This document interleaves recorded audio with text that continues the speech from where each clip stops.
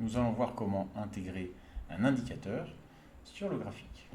On a donc pris un graphique qu'on a mis en plein écran.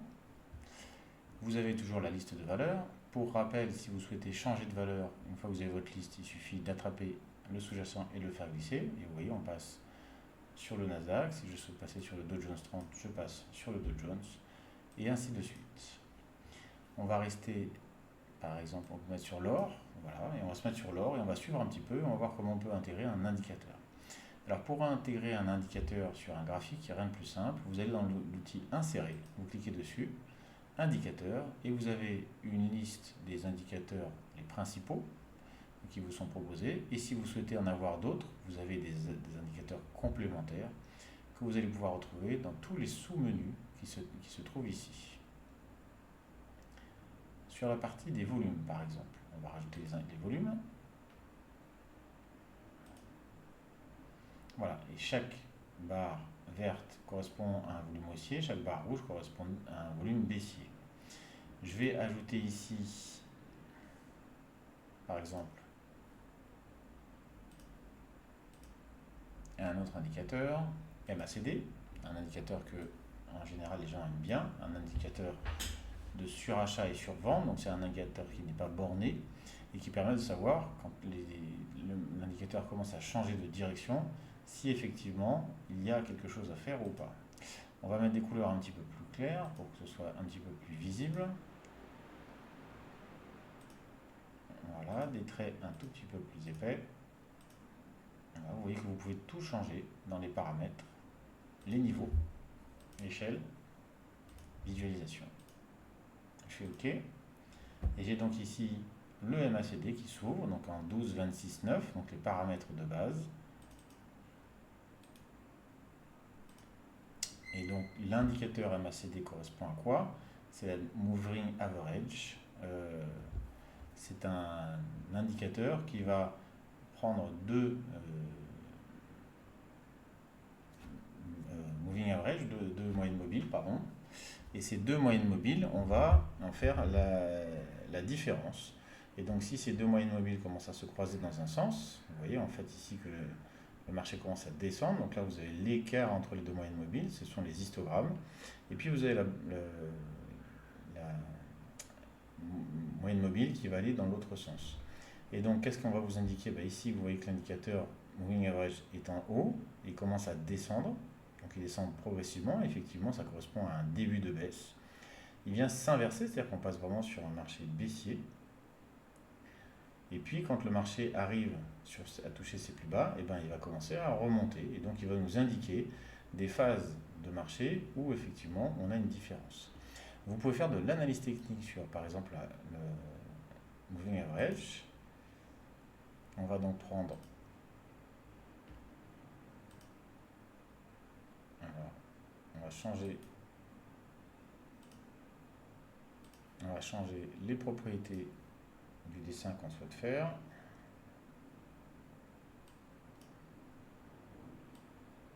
Voilà. On va mettre ensemble la propriété, encore une fois, pour changer les couleurs. Voilà, un peu plus épais, ça ce sera plus simple sur la vidéo. Et là vous avez par exemple ici ce qu'on appelle une divergence. Pourquoi est-ce qu'on appelle ça une divergence?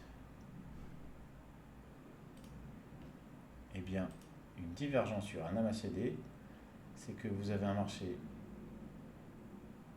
qui est ici.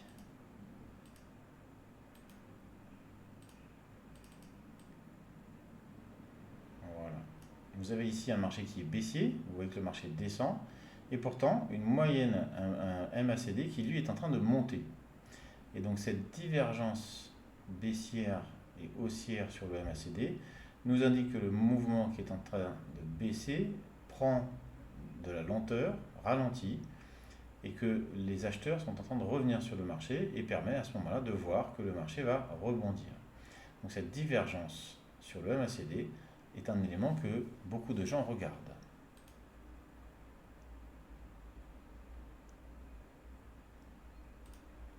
Voilà. On va ajouter par exemple un deuxième indicateur. Si je souhaite insérer, alors vous avez les bandes de Bollinger, elles qui vont se situer directement sur le graphique. Voilà, donc les bandes de Bollinger pour leur fonctionnement, je vous inviterai à regarder un petit peu sur certains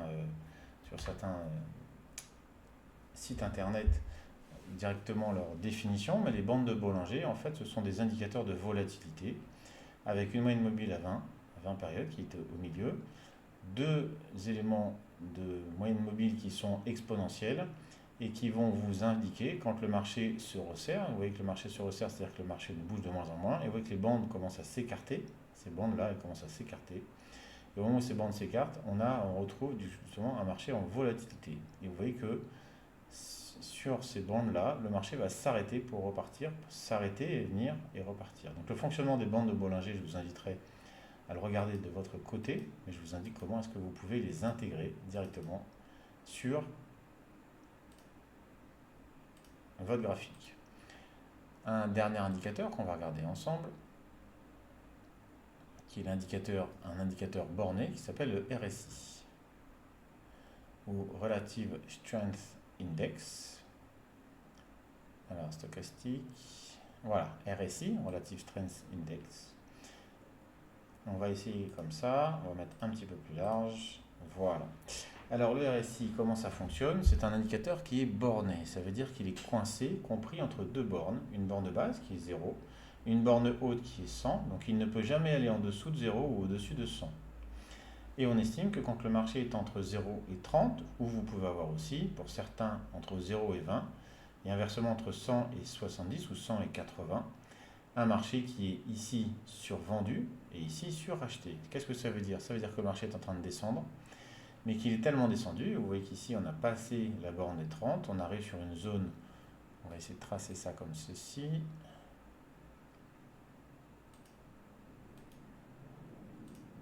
Voilà, on va mettre une verticale d'une autre couleur. Voilà, vous voyez qu'ici, en fait, quand le marché a continué à descendre et commence à être vraiment survendu, et bien le RSI est venu en dessous de cette zone des 30. On a donc une indication que le marché va ne pas tarder à se retourner. Et c'est grâce à ça, grâce à cet indicateur RSI, qu'effectivement on peut voir que le marché se calme, arrête sa descente, pour progressivement repartir à la hausse. C'est effectivement ce qu'on est en train d'apercevoir. Ici, même principe, qu'est-ce qu'on voit ici? On va retracer un autre niveau ici.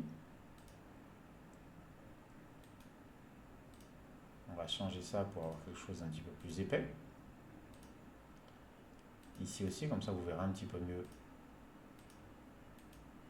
Alors, voilà, vous allez sur le niveau, sur le petit point là, vous voyez. Voilà, et on va forcer un peu le trait. Voilà. Et donc ici, qu'est-ce qu'on a? Eh bien, un marché qui arrive dans les hauteurs. On a 2390 sur l'or, XAU-USD. Et donc ici, on a un signal dans le RSI que le marché commence à être suracheté, commence à avoir une accélération un peu trop importante. Et on pourrait avoir, j'ai dit bien on pourrait, il n'y a aucune certitude, mais on pourrait avoir ici un marché qui vienne se poser, qui vienne redescendre un petit peu. Si on compare le RSI et le MACD, vous voyez que le MACD était aussi bien monté, qui commence là, sur cette indication-là, à redescendre légèrement. Si je passe mon graphique en 15 minutes, voilà, vous voyez que sur le MACD ou en 5 minutes, vous voyez que les informations sont à nouveau identiques, qu'on arrive bien sur une zone de surachat, et le MACD commence à nous dire qu'on est arrivé sur un top, et effectivement ici on arrive sur un top, c'est-à-dire que le marché vient se poser. Voilà pour la position des différents graphiques. Et donc maintenant, qu'est-ce qui se passe pour moi? Si je souhaite intervenir, je vois que le marché commence à redescendre. Est-ce qu'il va venir se poser? Et on a eu un retracement. Et bien qu'est-ce que je vais faire? Je vais pouvoir, si je le souhaite, vendre un contrat. Je vais voir ici l'endroit où je suis rentré très précisément sur mon contrat. Et je vais pouvoir suivre, avec cette analyse-là, l'évolution de mon sous-jacent. Si jamais je souhaite sortir de cette partie-là, et bien je n'ai juste à fermer ici. Et si jamais je souhaite faire ce qu'on appelle une couverture, et bien je vais en même temps passer un ordre d'achat, puisque je suis à la fois à l'achat et à la vente sur ce sous-jacent. Et comme on l'a expliqué tout à l'heure, si jamais le marché descend, je vais avoir une patte qui va gagner, c'est-à-dire la patte qui va vers le bas, une patte qui va perdre. Je vais donc vendre la patte qui aura suffisamment d'argent pour prendre le retour. Et donc à chaque fois que le marché va faire un retour, je vais gagner sur la baisse puis sur la hausse. Voilà pour cette vidéo sur les explications des différents indicateurs proposés sur la station.